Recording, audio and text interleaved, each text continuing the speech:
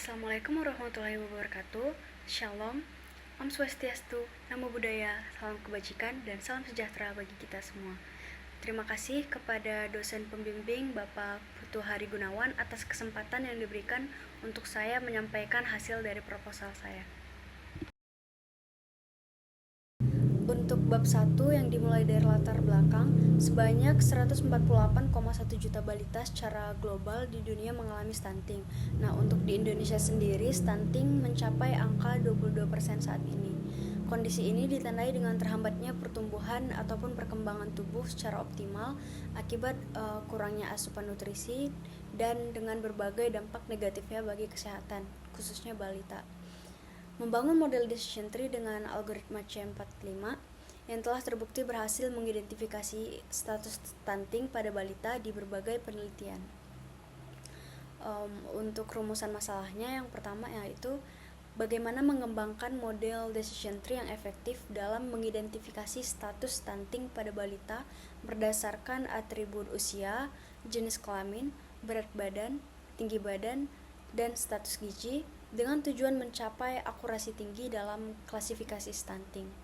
Yang kedua, bagaimana meningkatkan strategi pencegahan yang lebih efektif dalam mengatasi masalah stunting pada balita.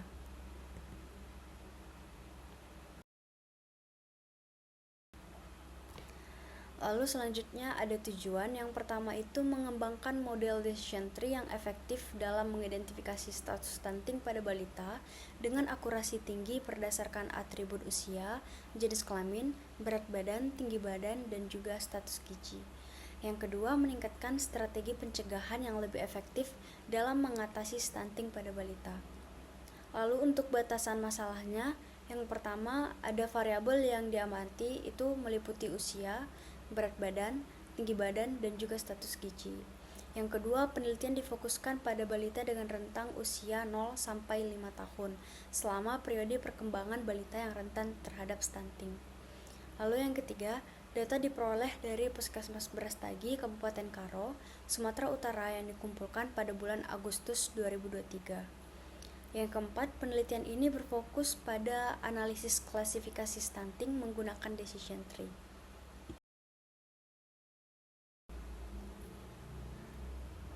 Lalu ada jadwal kegiatan di mana pada kegiatan pertama yaitu studi literatur dilaksanakan setiap bulan dari bulan pertama hingga bulan ke-6. Lalu ada perancangan sistem yang dilaksanakan pada bulan kedua dan ketiga. Lalu ada implementasi sistem yang dilaksanakan pada bulan 3 dan 4 dan analisis hasil penelitian pada bulan 4 dan ke-5 serta yang terakhir ada penulisan laporan yang dilaksanakan dari bulan ketiga hingga bulan ke-6. Nah, adapun target selesai pada bulan ke-6 yaitu bulan April.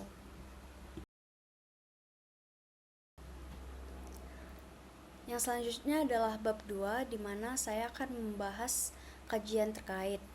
Di sini terdapat dataset dari survei kejadian stunting di Kabupaten Gorontalo pada tahun 2018. Untuk atribut yang digunakan yaitu usia, jenis kelamin, berat badan, tinggi badan, dan juga status gizi. Untuk arsitektur decision tree yang dipakai yaitu C45 dengan hasil akurasi sebesar 61,82% dan area yang di bawah kurva 0,584. Lalu yang kedua ada UCI repository dengan atribut yang digunakan yaitu usia, ukuran tumor, menopause, INV nodes, irradian, node caps, delete malik, dan juga breeze. Untuk arsitektur decision tree yang dipakai yaitu C45 dengan hasil akurasinya 66%. Lalu untuk dataset yang ketiga ada data penjualan dan stok barang yang diperoleh dari Cipta Karya Gorontalo, di mana atributnya itu ada jenis barang, merek, harga, kelas target, yaitu laris maupun tidak laris. Untuk arsitektur decision tree yang dipakai yaitu C45 dengan hasil akurasi 90% dan area yang di bawah kurva 0,79. Lalu yang selanjutnya itu ada dataset dari perhitungan antropometri 195 balita di Purbaratu, Tasikmalaya. Untuk atribut yang digunakan yaitu umur, berat badan, tinggi badan, dan status gizi, namun tidak disebutkan arsitektur decision tree-nya dengan hasil akurasi 94,7% dengan F1 score 7,1%. Lalu dataset yang terakhir ada data mahasiswa prodi Sistem Informasi Universitas Telkom pada tahun 2016 hingga 2017. Untuk atributnya sendiri ada jumlah SKS yang lulus, total nilai, spesialisasi, poin TAK, IPRT, asal sekolah, dan juga pendapatan orang tua. Di sini juga tidak disebutkan arsitektur decision tree-nya dengan hasil akurasi 94,11%.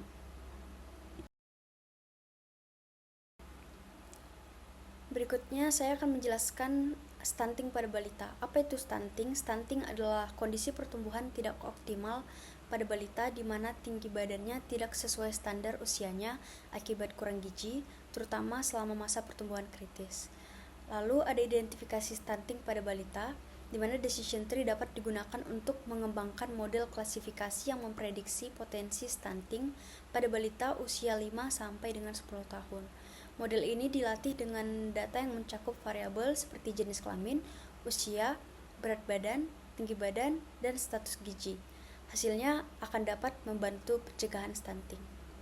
Lalu terdapat metode decision tree, di mana metode ini bekerja dengan memilih atribut terbaik untuk memisahkan data dan juga membangun cabang-cabang baru berdasarkan nilainya.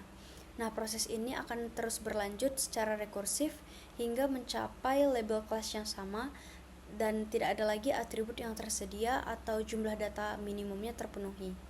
Prediksi yang dilakukan untuk mengikuti cabang dan root sesuai nilai atribut data baru hingga mencapai leaf node, di mana label leaf menjadi prediksinya.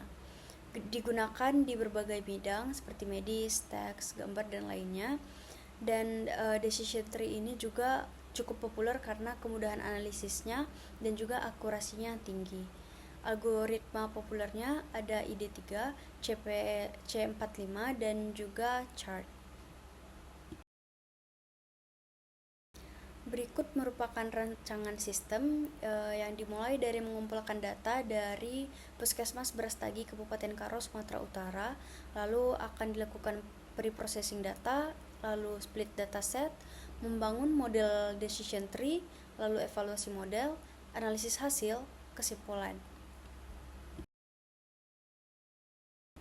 Lalu berikutnya saya akan menjelaskan tentang dataset yang saya gunakan, di mana dataset penelitian stunting ini berisi 356 entry data balita yang terdaftar di Puskesmas Brastagi, Sumatera Utara pada Agustus 2023.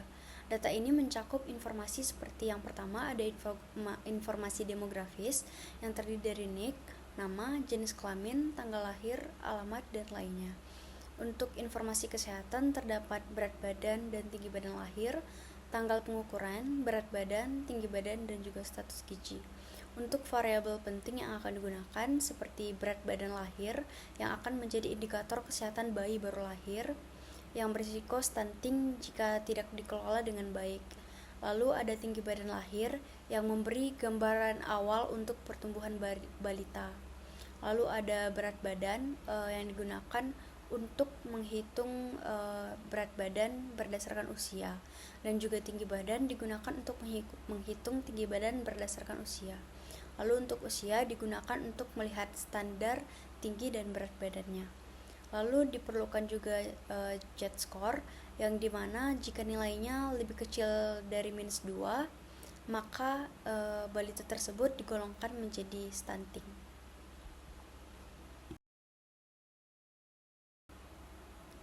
Lalu saya akan membahas tahap pre-processing, di mana yang dilakukan adalah menghapus kolom tidak relevan meliputi lingkar lengan, pertambahan berat badan, PMT yang diterima, jumlah vitamin A, KPSP, dan juga KIA. Lalu yang dilakukan yang kedua ada split dataset dengan proporsi 70% training, 15% validation, dan 15%-nya testing. Lalu yang dilakukan selanjutnya adalah membangun model decision tree dengan arsitektur yang digunakan yaitu C45, dan keunggulan dari C45 ini sendiri ada 3, yaitu membagi dataset menjadi lebih kecil dan mudah dikelola, lalu mengidentifikasi faktor yang paling berpengaruh terhadap stunting, dan juga memiliki akurasi yang tinggi dalam memprediksi status gizi balita. Lalu tahap yang terakhir akan dilakukan evaluasi model, di mana akan menggunakan metrik evaluasi F1 score yang diperoleh dengan menghitung rata-rata harmonis dari presisi dan recall yang memberikan bobot seimbang antara keduanya.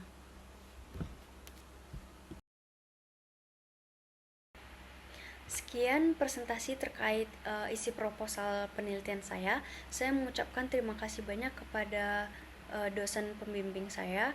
Saran dan evaluasi yang membangun untuk proposal penelitian saya akan saya terima dengan positif. Terima kasih.